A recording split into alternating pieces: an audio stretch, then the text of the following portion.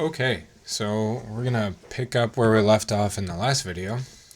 So I'm just in GeoGebra's website. I'm going to search for myself. I'm going to search for Grant Smith. And I'll just, actually this right here, pricing in a one asset market. So I'll come in here, I'll click this, and I will just copy the activity, okay? So now that we have this copied, I'm going to go ahead and just hit save. Okay. All changes are saved. Now I'm going to go back to my account, but you would go to your own. So I'm going to go to mine, and you would go to your own account, and I'm going to, so this is the one we just copied. I'm going to go to open an app. Okay. So now we are cooking. This is where we left off last time. Okay. So there's a couple more things to talk about. I mean, there's a lot more, but the next thing we'll do is, okay, so let's just kind of think reasonably about this asset, okay?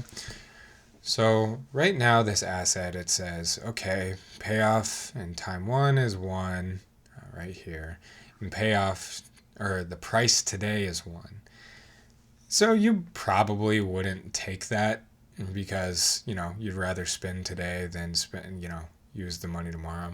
So, if we come down a tiny bit, right, now it's looking a little bit more reasonably like something you would make that trade for, right?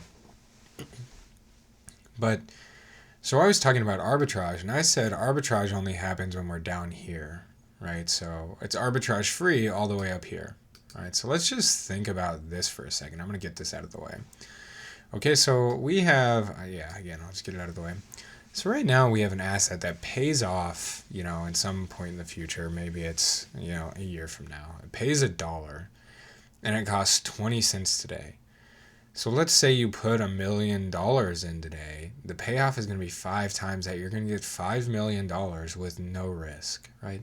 So anyone in their right mind would buy this asset, right? So this arbitrage condition, it's pretty weak. I mean, it's basically, anyone would take this in their right mind, but so surely they would take this.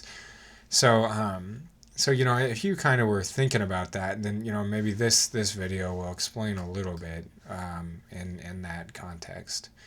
And really what we'll do is we'll put on a couple different hats. We'll sort of put on our accounting or finance hat for a second, and then we'll also put on our economist hat. Okay.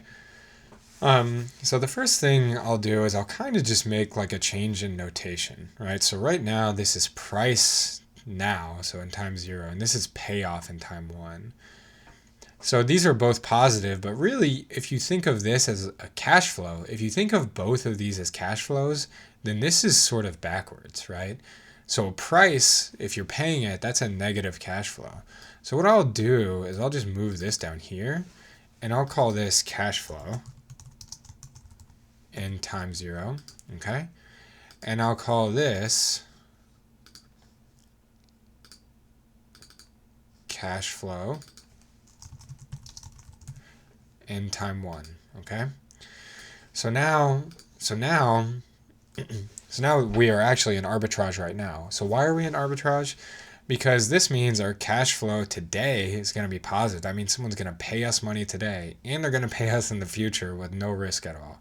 Okay, so of course, this is arbitrage. So now, once we switch from price to cash flow, now this is the arbitrage-free scenario, in which case you're saying, okay, my cash flow has to be negative today, right? I have to buy something, and then so tomorrow or in the future, I get money back, right? So this is the realistic scenario, and all we did was we just changed this from a price, in which case it would be positive, to a cash flow, right? In which case it's going to be negative. Okay? So the reason we did that is because we're going to use indifference curves and the marginal rate of substitution. We're going to hit this with a little economic theory. So this is really some financial economics, right?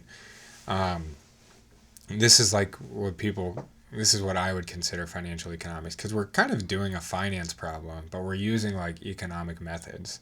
And I'll show you what I mean.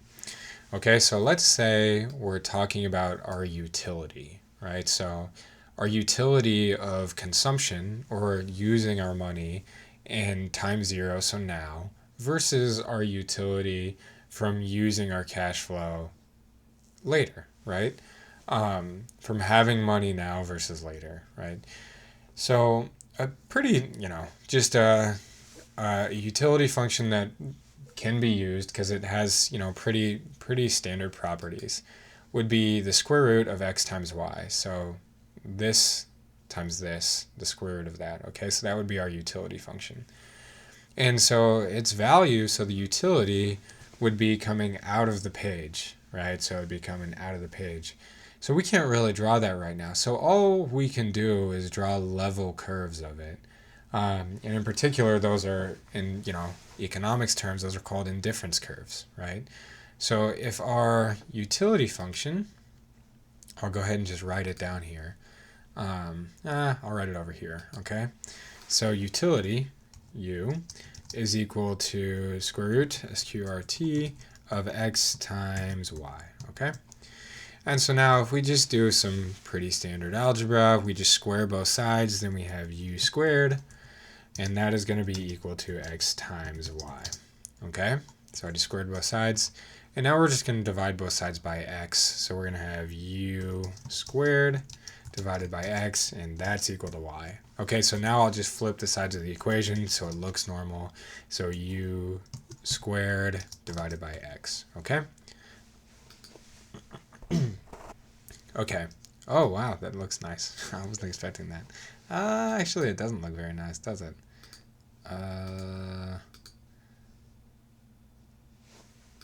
Let's just write the final part. So well, actually, if I can do this, maybe this will work out for me. Oh yeah, I double clicked it. Okay, maybe if I put an extra return between them. It doesn't like that. Okay. So I'll just write this final part. Okay. So this is our utility function, right? And like I was saying, we're going to have to do level curves. So what we'll do is we'll set u, so the height of the surface, as some constant number. And then we'll just draw the graph here. So let's just start with utility is equal to 1. So we'll do 1 squared, right? Divide that by x. Okay? For now, let's just ignore negative consumption. Okay? So we'll just look at this positive part, right? And that's pretty standard for a utility function, right?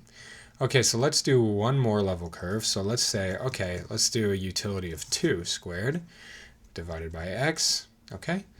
So now whoops, didn't mean to zoom in there. Okay, so the green is a utility of 1, which means if you're anywhere on the consumption and now versus state 1, we're going to have a utility of 1. And the same thing applies here with the utility of 2. Okay, and so we could kind of keep doing that. What I actually kind of like to do is I just like to make a little slider. I'll just call it A. I just typed in A, so now we have a slider here. And I'm just going to make this bottom end of the slider 0. Okay, so this slider is going to be our utility. You can probably guess what I'm going to do. I'm going to say a squared divided by x. And now we have ourselves a new function. And since a is 1, you can see it matches this one perfectly. But now if I move a, now if a is 2, it's going to go right here, right? And so we're just moving this level curve or this indifference curve on our utility function, right? Okay, so that'll be useful just in a minute. Okay. So now I'm actually going to go ahead and I'm going to delete this because we're not going to use this for this activity. So I'm deleting that and I'm going to delete D. Okay. All right. So now that was just to clean things up a bit, and I can move this one down a little. All right. Now we're looking clean. Okay, so our problem we're trying to figure out with these utility functions is to say, all right, let's say I'm given $5 to start, or any number you want. We'll pick 4. Okay, we have $4 to start. And now our question is, given that this is our utility function, And given this is the asset in our economy, how much of this asset should we buy, right? Because right now, if we just stay at D, that means we have $4 today to spend on things and we have no money tomorrow, right? So we're going to buy a little bit of this asset to where we're going to sacrifice a little today, but we're going to get a little money tomorrow as well. Because right now our utility is actually 0, right? So if I move this slider down, you can see we're intersecting at like 0, right? So that's a 0 utility there. We don't want that. We want our utility to be higher. Okay. So here's what we're going to do. We're going to make a line parallel to our market. So I clicked parallel line, and then I clicked the line, and now I'm going to click D. Okay. So now what this line shows us is how many units of this asset should we buy, right? So what I'll do is I'll move this down to where it intersects just tangent, boom, right here, okay? So now what this is telling us is I'm going to draw a point right about where they intersect. I'm going to put a point here, right? And now what this point says, and I'll go ahead and just finish her up. I'll draw a... Oh, I think I zoomed out on accident. Okay. So now what I'll do is I'll just use a parallel line, and I'll go through E, and then I'll do another one through here. Perfect. That might be, maybe that's a little too much noise. But in any case, what it's saying is, okay, so in the future we're going to have $2.2, and now we're going to have $2 if we buy this much of the asset. And our utility is going to be 2.2 instead of 0. So we're much better off buying some of this asset, right? Because now we're at 2.2 utility rather than 0, right? And so the question of how many units of this asset did we buy? Well, here's 1 unit. Well, here would be 2 units. So we bought basically 2.2 units of the asset. And that's the same as our payoff later. And the reason it's the same is because the payoff later is 1, so that ratio is going to be the same. So yeah, I think that's about it for this activity here. We don't really need this one as much anymore. But yeah, so we're just trying to figure out, given a certain utility function and given a certain amount of money, then how much should we buy to optimize our utility? And really what we can also say is, okay, let's say we started with $6. Right? Now things change a little bit, all right? So I'm going to move this utility function up again, right? And now it intersects about, oh, come on, right about there, okay? So now we're going to move E down a little bit until it looks about right. And at that point, our cash flow, our payoff in the future is going to be about 3.5, and our consumption or our cash flow now is going to be about 3.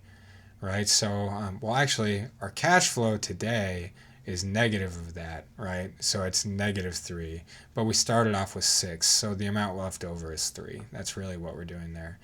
But yeah, so our utility is 3.3 if we started off with $6. Okay, and I think that's about it for today. So what I'll do is I'll go ahead and hit save, and then I'll do level indifference curves. In a 1 asset market. Okay, thanks everybody.